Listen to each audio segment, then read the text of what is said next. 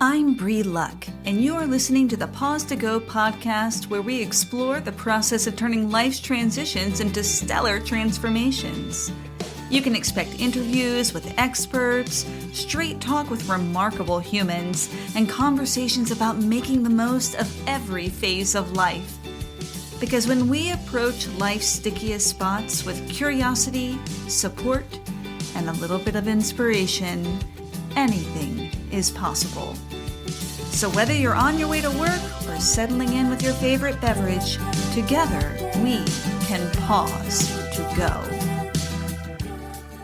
As a solopreneur, I really like the flexibility to work from pretty much anywhere, so I'm happy to head down to Code-Based Co-working, where I can enjoy the company of others while I tackle my to-do list. Also, they have a state-of-the-art, consumer-friendly podcasting studio that is frankly my home away from home.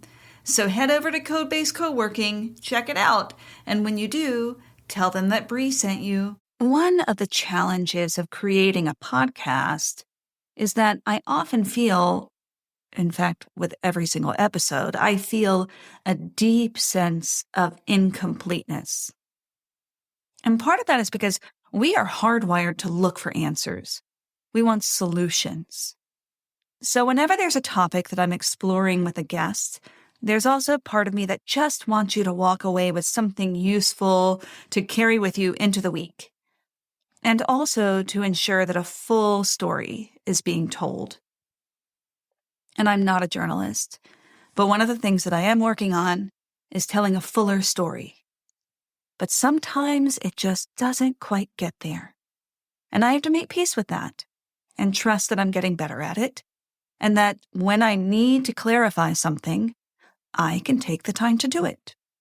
It's a process. And I'm just going to thank you ahead of time for joining me in that process. So in last week's episode, the courageous Dr. Barbara Lipska shared her perspective and understanding of mental illness.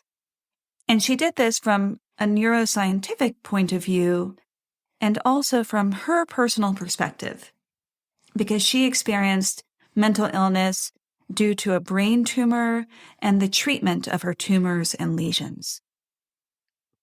And in that conversation, one of the things that she said and asserts, and which I believe, is that mental illness is a physical issue, a brain issue, a physical manifestation of illness in the brain, much like other illnesses throughout the body that are generally recognized by society as valid, for what that's worth. And Dr. Lipska argues for mental illness to be seen not as a moral shortcoming, which is often how it's treated in our culture, but as a physical illness.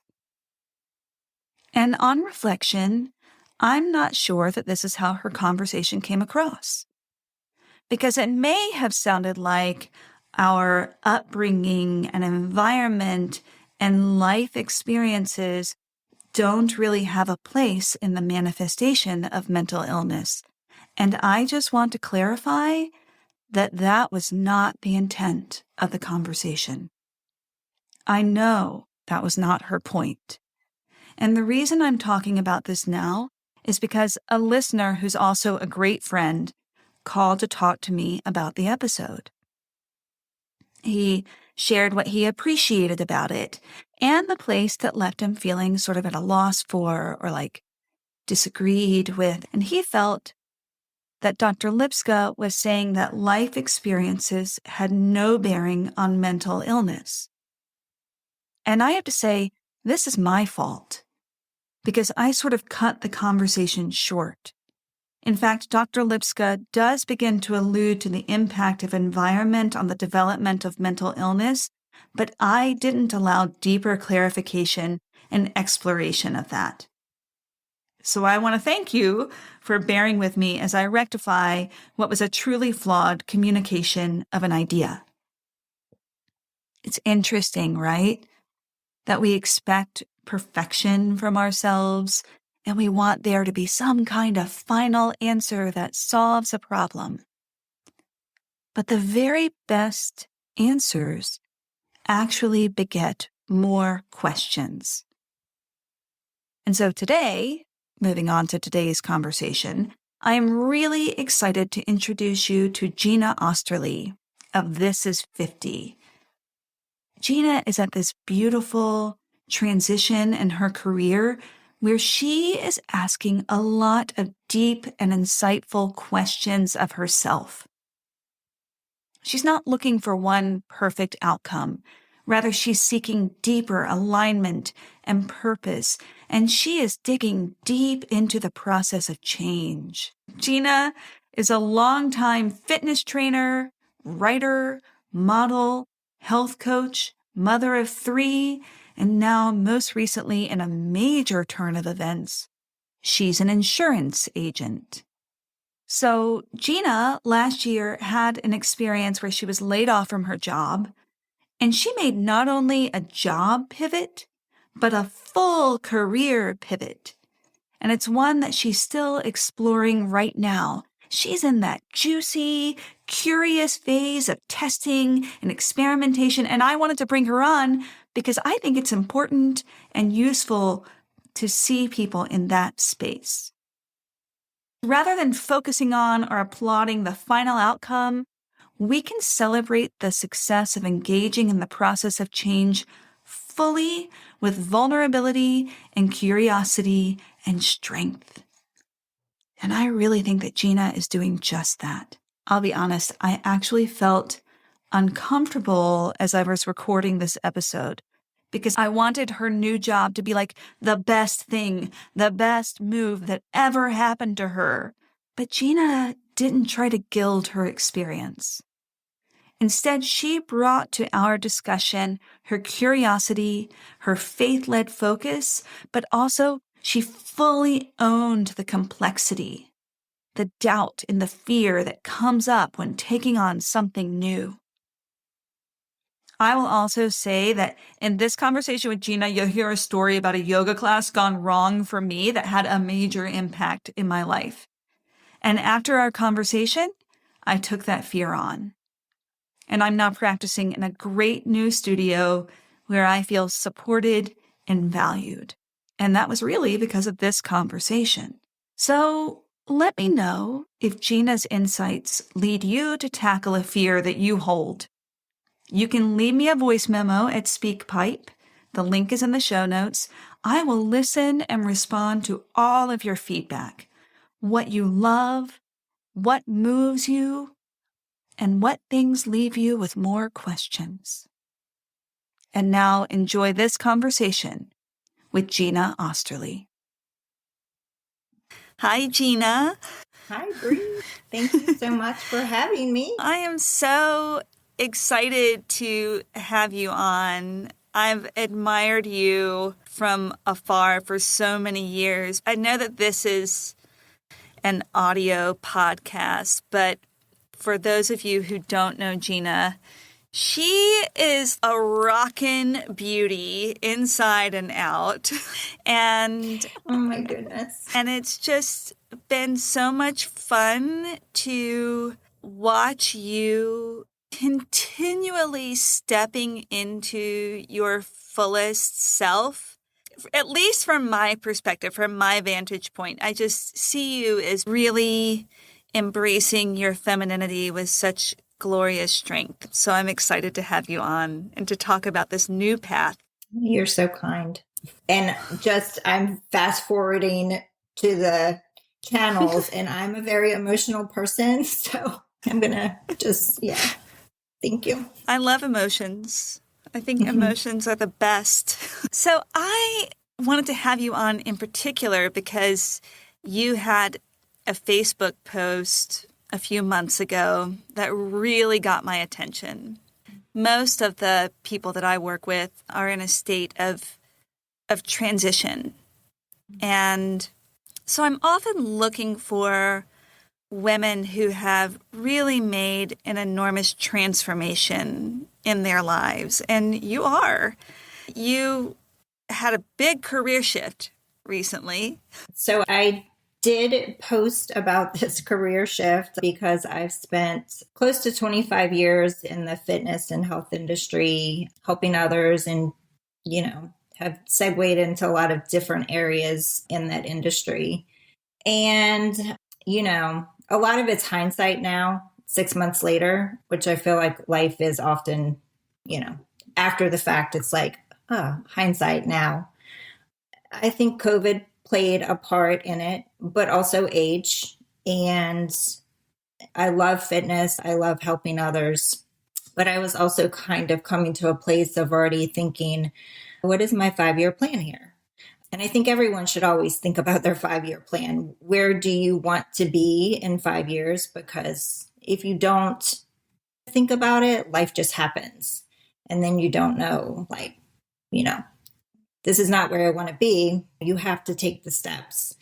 And so I was already thinking about the 5-year plan. A lot of that has to do with life's priorities for me have changed a lot in the last 5 to 10. My kids are older. They're having kids and they are not close by. So they've complicated my life.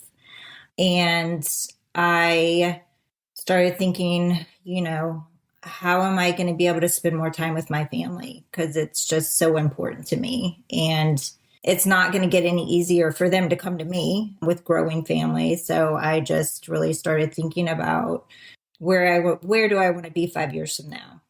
And that probably was already a thought last year, early in the year, definitely mid-year through. And later in the year, unexpectedly, I don't want to say I was forced, but I kind of was forced to make a career change. But I had already really had the people and the resources put in my life to do something that prior to unexpected events made no sense at all, which is I have transitioned from the fitness and health industry to the insurance world. So I'm thinking, why? But people showed up, resources came about, and I had this opportunity. With that opportunity came a lot of things that will be perks in my life now in terms of working, and that is I can work from anywhere. I will be able to spend more time with my family. And I really do live my life in faith. I really do feel like it was just a divine message of, I'm giving you what you need. You just need to do what I'm telling you to do. And whether that's the universe, a higher power, whatever you believe in. And I kind of had those resources put in front of me and wasn't acting on it. And I do believe in life that you're given the opportunity. And sometimes if you're not listening, you kind of get slapped down to the ground a little bit. So, long story short, my position at my company of 8 years was eliminated due to COVID. And I probably should have pursued something a little bit sooner, but my company was good to me. The people were good to me. I loved my job. And, hindsight now is I feel like I was given the opportunities and the resources to start transitioning. But because I did not do it on my own, the universe said, it's time for a change. We're trying to make this happen for you. You're not listening. That experience of not listening and getting the signs, and then suddenly it takes really getting shoved down to rock bottom for a lot of people, or some huge thing, losing a job, getting sick. These are things that we hear a lot from people in modern times because we're working so hard and going through the motions that we don't really have the time or even know how to listen at that point. Mm-hmm. So I think that story will be familiar to a lot of people. So then they eliminated the job and you had to pick yourself up and figure it out. Yeah. Well, the insurance opportunity was already in the picture and I was already entertaining the idea, but more of I'll try this out. Let's see if I enjoy it or if I want to do it. So kind of that 1 foot in, not all the way on the other side of the fence. And when you suddenly are told, we're going to let you go, then I just felt like initially it was totally a blow to my ego. It never feels good to be told, like, we're going to let you go. But it took literally a weekend for it to just process and all come together for me and to just go, I guess I'm going to feed in. How weird is it that this opportunity was really already in place for me? And it still didn't make sense because I never considered myself a salesperson. And even those things are now becoming hindsight. There's so much of the fitness and health world that really relate to being a salesperson. It's really just about believing in a product and understanding, why am I telling people this is so important? And so who knew that I really had the skill set I needed to sell insurance? And here I am. So one of the things that you've mentioned to me is that this job, it may not sound very glamorous, but it feels very purposeful. And I love that word purpose. It may be my favorite word right now. So what does that mean for you? What does it mean to be living a purposeful life or to be finding that purpose? Sure. That is a very important element of my life and probably is for most people or a lot of us, really. Like, why are we here? What is our purpose? Are we going to leave the world a better place? Are we going to change someone's life? And it did not make sense in the beginning in terms of purpose for me, but going on faith, I ran with it, figured it would start to make sense at some point. And it has. I'm sure there's a much bigger picture and it's going to develop way more than it is at this point. But I am helping families that want my help. There are families that are, I don't want to say in over their heads, but if you have a young family and the husband and the wife are both working, and if something happens to one of them, it's going to be catastrophic from a financial standpoint. And life insurance, mortgage insurance, whatever it is, it's going to protect them in the event of the unthinkable. You hope that these people never need these policies, but accidents happen all the time. And I have been in it for only 6 months, so I have not had anyone call to tell me they need to file that claim. But I know many agents who have. And I think it's just a really kind of surreal thing, especially the first time you experience someone calling to say, something happened and I need to file this claim, because you know that it's just going to be, it's not going to replace the loved one, but it's just going to make the grieving process and everything that comes with losing someone, it's just going to help. Right. It takes that financial pressure off a little bit. Yeah. Sure. I just saw a meme today on Instagram, I think, that basically said, don't worry about all the things that can go wrong, because then you're living it twice, right? Mm-hmm. Like if you're worrying about it before it goes wrong and then it goes wrong, you're not preventing it by worrying about it. You're just living the worry twice. And it seems to me that what you're doing is you're saying, you don't have to worry about it. Let's take away that worry so that you can enjoy your life and live your life a little more fully. In sales, you get told no way more times than you get told yes. And the way that you really have to deal with that is perspective. And many people are not going to find the value in this. And many families are not going to be your families. But the families that are your families are the families that are really going to sleep better at night. They're not going to, be worrying about, what if I leave today and for some reason I don't come home and my wife and 5 kids, what are they going to do? Like, what is the plan for them? And so for people that do worry and want to know that the family will be taken care of, those are my families. And those those families are the reasons that maybe I get told 20 no's before I get told one, but that's okay. Just related back to fitness. My thought was always, if I can change one person's life, it was worth it, right? And just going back to the comparisons, if I can change one person's life, if I made the difference, then it's worth it, right? Even if it didn't make sense for me to be an insurance agent. It's also given you freedom that you've really wanted. It sounds like. Yes. I saw a recent post from Mexico, like working on the beach. I can work from anywhere. I make my schedule. I have a newish puppy. He's my office buddy.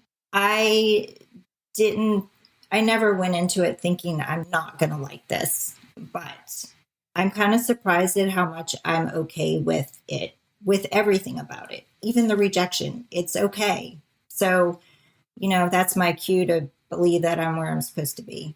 Yeah. When we were talking in preparation for this interview, we talked a lot about fear. How has your relationship to fear shifted during this transition? I love this question because the topic of fear has been part of me and my coaching of others for 25 years. How it has changed for me is, I think, more my perspective towards it, and probably for myself. In the past, it was probably easier for me to tell others, don't be scared. Don't let fear stop you. But the fact is that fear is scary, right? It's scary. But if you let fear hold you hostage, you don't act on things. And what is the worst thing that can happen? It doesn't work out. You fail at it. I mean, it's okay. It's okay to fail. I feel like failure is, what results from failure is, if you take the opportunity to learn from it, we grow as people. We learn from our failures. There should be nothing taboo about failures, right? I'm thinking about, so I'm a Yankees fan, and I don't know if you keep up with baseball, but the Yankees are doing pretty darn well this year. And it makes me think about, I think it was Babe Ruth, of course, who is probably the most famous Yankees player of all time so far, who said, never let the fear of striking out get in your way. And even the greatest players, even the most accomplished folks have fear. And courage is not having fear, but taking action in the face of fear, grappling with it a little bit. What are some of the ways that you grapple with fear? Do you have any strategies for moving through it? I think it's okay to be a failure. It shouldn't be this taboo thing, feeling scared. I do rely heavily on my faith. We can either be fearful about something or we can be faithful about it. They're both things that I don't know if, they're not tangible, right? It's a feeling. So how do you approach that? How do you even really define fear, faith? I think it's a choice. And just because you are fearful of something doesn't mean that you cannot move forward, even if it's baby steps. I think that was another one of my Facebook posts. It's just one day at a time, one step at a time. Lean into it. That's something that I've always kind of coached others, lean into that fear. It's okay. It's not going to hurt you. It's not going to bite back. It's okay. I think that may be also a place where all of your years in the fitness industry, that's a great thing to learn and to know in an embodied sense, is that you can't go from being couch potato to running a marathon without taking some baby steps along the way, right? You really appreciate incremental growth. Yes. That it's built into it. And sometimes you can be scared or fearful of one big thing, But then that one big thing has sub fears within the big fear. With insurance, the whole process was scary to me. I had to get licensed. I had to take a test to do that. It was very hard. I knew nothing about insurance. There's all of this information, so much to learn. That's scary. But I just did a little bit every day. Just do what you can do. And related back to fitness, some people are scared to go into a gym or to exercise because they're scared they're going to look silly. How do you approach that? One day at a time, very simple exercises. And over time, that fear just fades. You're inspiring me because I had an incident a few months ago. I had an injury, and then I was taking some yoga classes, and I had not done yoga since my injury. And it was an injury to my shoulder that had been bad for over a year. And so I went to this yoga class, and in the yoga class were some young women. And after the yoga class was over, I walked out and they were making fun of me, making fun of the way that I had been in the yoga class, the way that I had not been able to do some things in the yoga class. And it really hit a nerve, it really hit a tender spot, like the middle school girls making fun of you at the lunch table. And that was exactly it. And I have been to a couple of yoga classes since then, but I found myself being really trepidatious about it. So you're inspiring me to keep moving forward with it. So thank you for that. I was thinking about fear earlier today, and I do believe that a lot of our fear as adults is learned. If you think of children, a 5-year-old, how often do people say, kids, no fear? They will do crazy stuff because they're just not fearful yet. Some of that, of course, is not knowing that bad things can happen if you do this or that. But I do believe that some of our fear, especially as we get older, is rooted in past experiences. So just related to your experience, I hope that you don't let that experience move forward into the future with you. And you just kind of put that fear, on the back burner or out the back door or whatever. And you go to that next class. Mm-hmm. I will. I think we also sometimes have to choose which steps are the most important ones for us to take, because I think it can be a lot to take on all of the fears at once. So what I really felt was, it'll be okay. I'm going to keep moving and keep getting more comfortable in my body, in my own space. And I'll occasionally venture out until I have more positive feelings about sharing space with other people and taking the risk of exercising with other people. Sure. And when they have enough positive ones, then I can completely let it go. Yes. The positive ones will overshadow the negatives eventually. With effort. It does take effort, right? Because we remember negatives more than we remember positives. We're hardwired to do that. It makes sense. But choosing to say, all right, there's a positive one, and there's another one, and there's another one. Or even just, hey, I did this today. Or like with you, having to pass a big exam. It's hard to put yourself out there in that way. It's hard at any age. And I think it's especially harder when we haven't had to do it in a while.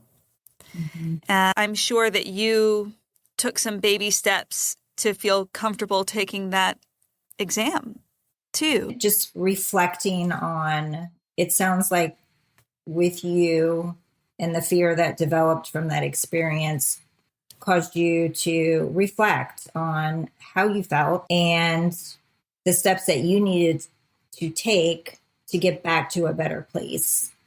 And I think that's great advice for fear in general, to not run from it, to identify it, figure out why, and then explore steps of what is going to take you out of that fear mode. I think you're exactly right.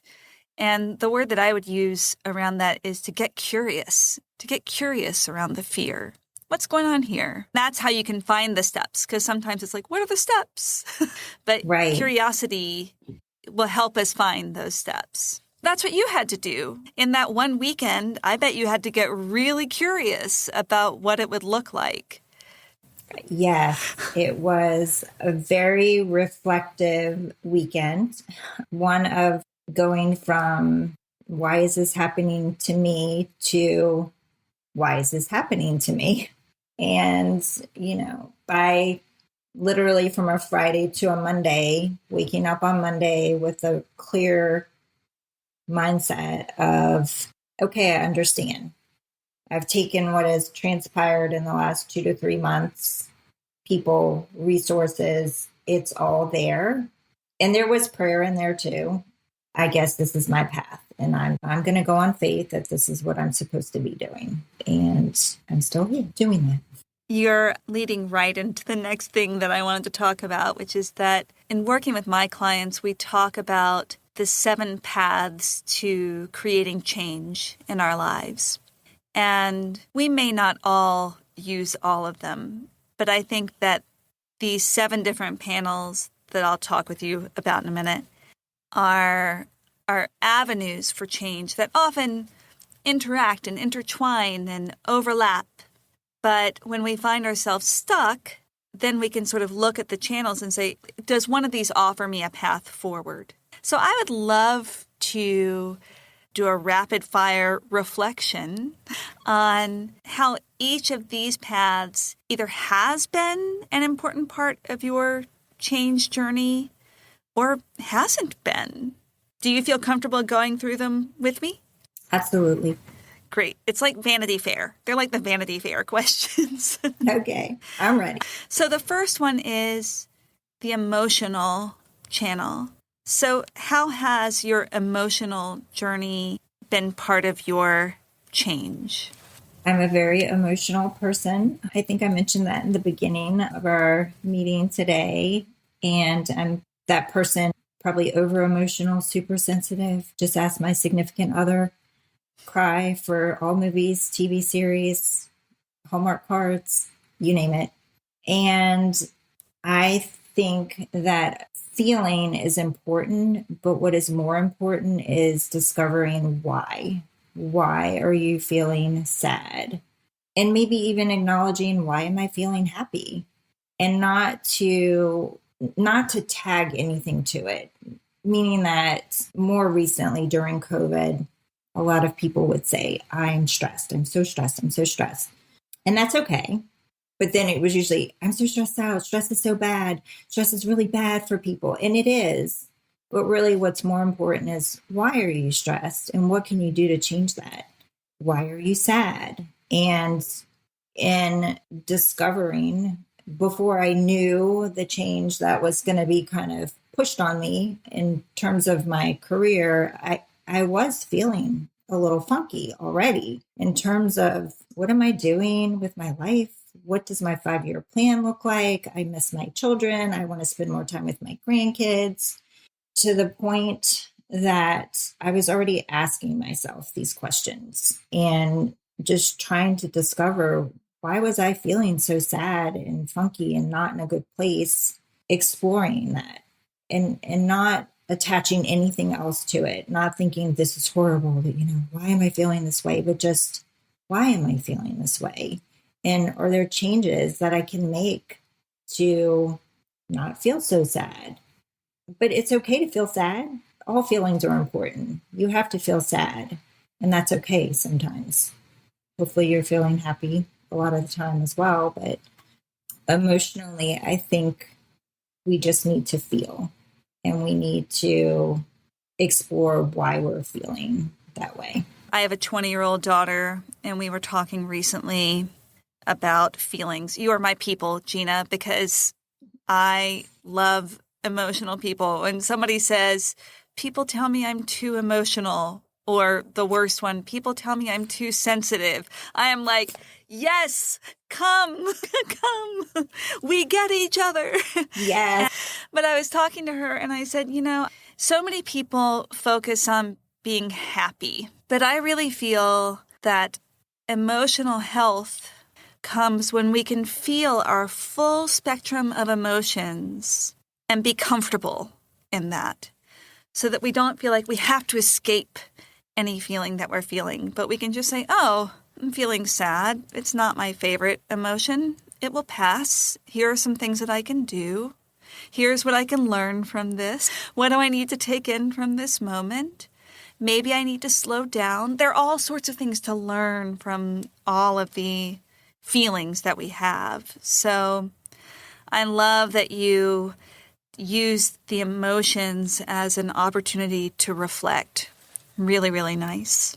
Beautiful. Just listening to you talk about the importance of feeling and being able to discuss those feelings, I do feel like there's never been a more important time in history that we teach that to our children and to the younger generation. If you're sad, it's okay. Come and talk to me about it. Let's figure out why and what we can do to change it. Let's move on to the next one, which is analytical. I know you have an analytical side. I do. I do have a very analytical side. I think that runs maybe side by side with processing things. I love to analyze everything and process everything. I'm a processor. So one of the things that I really love to analyze is myself.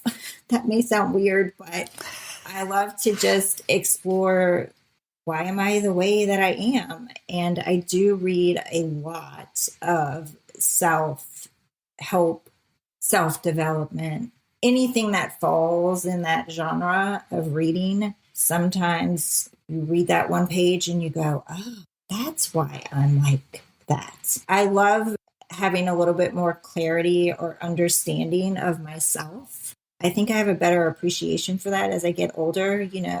Who are we and why are we the way that we are? And how can we develop the weaker parts of ourselves? Yeah. And analysis takes us out of that emotional experiencing and gives us a little more distance to find the steps. The next one is intuitive. I love that this is one of the channels because in some of your other podcasts, you touch on the uniqueness of intuitiveness for individuals. And I heard you say that it's very different from person to person. For some of us, it's that gut feeling. For some of us, it's this, openness to it. And in my analytical state, when I was listening to the podcast, I thought, wow, that's really interesting because I do really believe for myself, and I've learned to act on it a little bit more. I don't wait on it anymore. I don't question it in terms of, if I feel it in my gut, then I probably need to go with what I feel in my gut. But then I process it. I process what I am feeling in my gut, and then I'm open to it. So I thought, wow, maybe that's a whole nother way that some of us are intuitive. We have this process in a sense. We feel it in our gut, then we process it, and then we open ourselves to it. So I had fun. I, was kind of thinking about the whole intuitive thing and thought, I guess I'm a combination. I'm a combo. I love that. It pulls together those different parts of you, the part that feels, the part that stops and listens and then reflects and then takes action. Really beautiful. The next one is spiritual. I am very deep rooted in my faith and believe in a higher power and a bigger picture, and do look to that channel for a lot in my life. I do daily devotionals in the morning. Sometimes it's praying, but sometimes it's not. Sometimes it's just journaling or taking a walk and just having gratitude that I've been blessed with another day. But it does really give me comfort. Faith is such a beautiful word because it reminds us that we can't be expected to know it all. We can't be expected to control it all. We need to stop expecting that from ourselves and trust that there is a larger order. And however that looks, there's a trusting in a source that is larger than us. That's what I believe because that's what I need to believe. But it takes effort to have faith, but it's also such a gift to have faith. And I'm so happy every time I see your posts about faith, and particularly with your coworkers now, that you feel like that you're in a work environment where there's alignment there, a spiritual, it seemed like a spiritual alignment. Is that right? Yes, absolutely. And going back to the very beginning, before I was even licensed, I just felt very aligned with the people that were being put in my world in terms of, what I thought was going to be a side gig, and just alignment in terms of not just work ethic, but values and morals and how we look at the world and why we think we're here. It's very, very important for me to feel that I align with the people that I'm going to spend a lot of time with.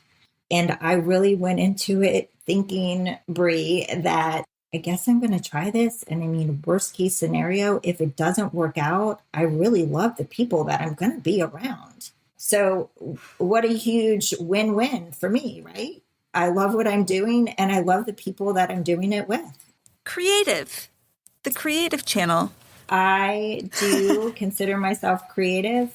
The thing that I have had the most fun with in the past in terms of creativeness is reinventing myself in a sense. I was in the fitness world for 25 years. It kind of started in my 30s. And my big mission when I was 30 with 3 small kids was to, break this society's myth of you've had kids, your life is done, you'll, just give it up.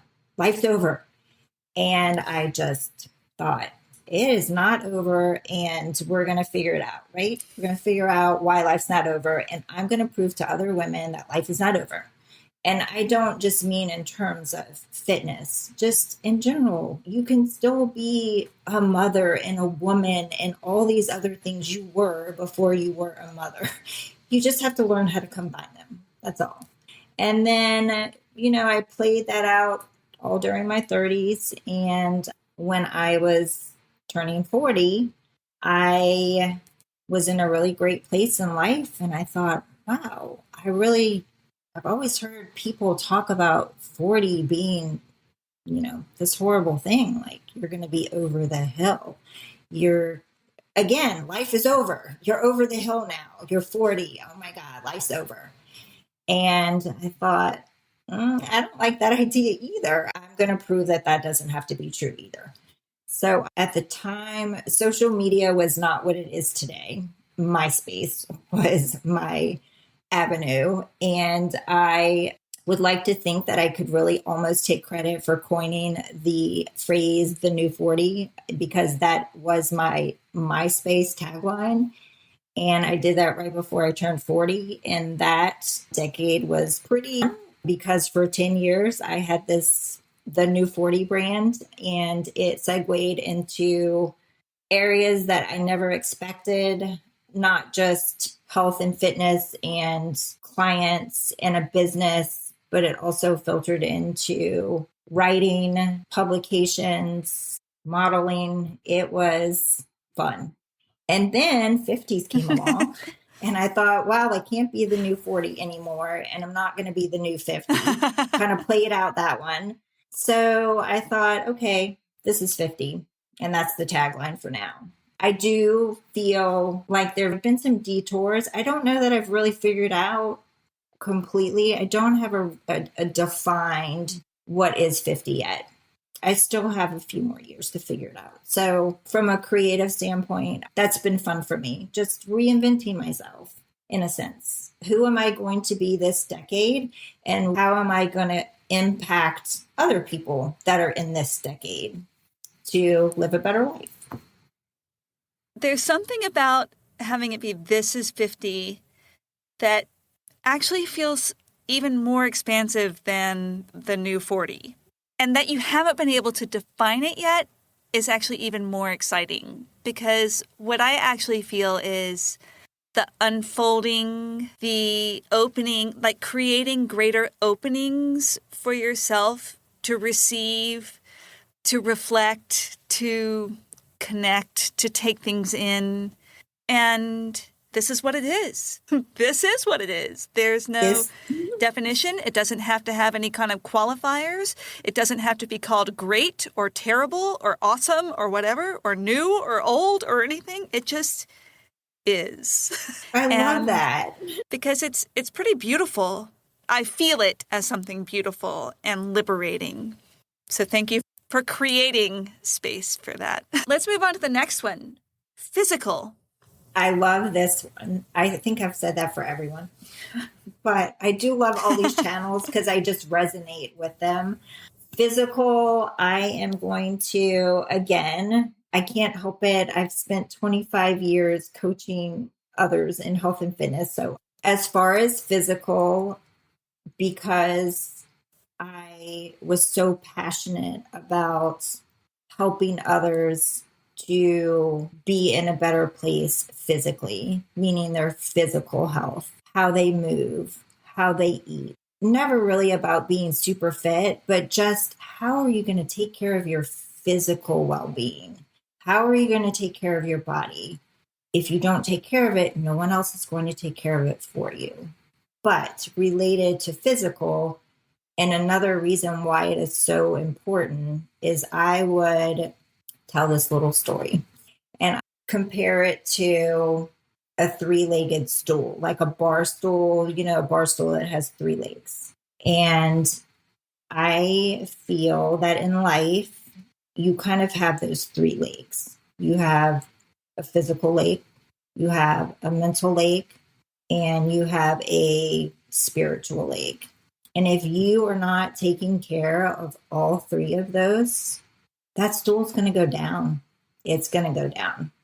So mental being your well-being, mental health, your mind, that's leg number one. Physical is your body. And then spiritual, your soul. We all have a soul. And you need to take care of all three of those. So physical health is very, very important to me because I feel that there's three legs. And that on that stool, in that stool of life, if you don't take care of them, you're just not the best that you can be. I love that. The bodies that we're in, we have to live with them. So we better take care of them. Absolutely. And the last one is one that we touched on before, which is social. So I love that your job has given you these social connections, but I bet it's even bigger than that for you. So how has social been important for you? This is a really interesting area for me because people that do not know me well are very surprised when I tell them that I'm very introverted by nature. If you're familiar with Myers-Briggs, I test straight up the middle, but innately I'm an introvert. I can be very social, but it's usually on my terms. I'm not really innately a social person. But what I do in terms of social, what makes me very, very happy is connecting with like-minded people. That's very, very fueling to me and very important. Or in terms of all of the ways that I was trying to reach people in my fitness career, it started with personal training, which was one-on-one, maybe a small group. And then I wanted more. Like, I'm like, how can I reach more people? How can I, let more people know that this is so important? And so then it kind of moved into writing, because you can reach way more people when you're writing articles, right? And then social media kind of grew over those years. And the social platforms for me really bring me joy when I know that something I said touched someone's life. And this literally just happened yesterday. I had posted something about a week ago, and I just am incredibly busy these days, and I am not on social media a lot. And I had posted something on Instagram that ended up on Facebook, and I go to Facebook even more rarely than I go to Instagram. And I was like, oh, let me just check in. I haven't been on my page recently, just to make sure, there's nothing like that someone else posted on there or whatever. And I had no idea that I had gotten all of these comments on this post that I had written. And one of the comments was from someone saying that she more recently was going to get her yoga certification. And I responded back yesterday and said, I'm so excited for you. This is so wonderful. Because part of her comment was, I'm getting my yoga certification. I want to be strong and, fit until I die. And I said, this is wonderful that you are not only going to do something for yourself, but you're going to inspire other people to want to be strong and fit and beautiful until they die. And this morning, I noticed that she had replied back, and her comment was, thank you so much for responding. I had the worst day at my conference, and I so needed to hear this. She didn't go into detail, but whatever it was, something had not been good. Something had beat her down. And I thought, when that one comment, that's all I needed. That's all I needed. Because you never know how you're going to change that one person's day or life or week or whatever. You hadn't checked, so there was a little delay, and it's like, oh, I hadn't checked, and I was a little late in getting back to it, but that is what lined up perfectly with what she needed. Again, that brings back faith, right? It's right? Like, Isn't it so amazing? Out of our hands. It was so amazing, and I just thought that was not a coincidence. That was, I'm going to use the word again, it was just divine, right? She needed to hear something that I had no idea she needed to hear, but there it was. But there it was. So before we wrap up, what is one piece of advice that you have for women who are in the midst of their own transformations in midlife? Do not let fear get in your way. And what I have experienced later in life, and what I really believe, is that in the future, we're not going to regret what we did for the most part. There might be mistakes that we make, but we will have more regret about what we did not do than what we tried to do or we did successfully. I don't want to leave this world thinking, I wish I had tried that. I wish I had done that. Because today I'm thinking about things that I was scared to do when I was 20 or 30, and it feels so silly right now, right?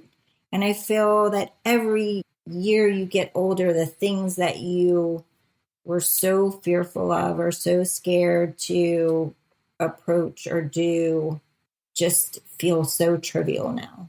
And you're just wondering, why did I not do that? Yeah. And if you're feeling afraid, finding the support that you need to move through that fear, whether that's spiritual support or social support, baby steps, good strategies, which is analytical support, right? But finding that, and it seems like you are really good at finding multiple ways to help you overcome your fear. You're such an example. Thank you. Thank you, Bree. This was wonderful. I love your show. And thank you for doing what you're doing. Here are my key takeaways from this conversation with Gina Osterly. Number 1, I loved Gina's story about getting a divine or universal message and having multiple opportunities put in front of her that she wasn't really acting on. Remember, she says she got slapped down a little bit before she made her action? Are there opportunities that are coming your way right now that you are ignoring? Number 2, there should be nothing taboo about failures. Don't let feel of failure hold you hostage, because failures give us the opportunity to learn and grow. Number 3, Gina compares life to a 3-legged bar stool. You have a physical leg, a mental leg, and a spiritual leg. And if you aren't taking care of all 3 of those legs, your bar stool is going down. How can you tend to your physical, mental, and spiritual self today? Thank you so much for listening to the Pause to Go podcast. If you got something out of this episode, let us know. Share it with a friend, join our Facebook group, and subscribe, rate, and review on Apple Podcasts if you loved it. If not, no worries. We want you to tell it like it is, and we'd love to have your input. If you want to know more about what I'm up to, you can follow me on Instagram at The Lovely Unbecoming or at my website, thelovelyunbecoming.com. Stay curious, y'all.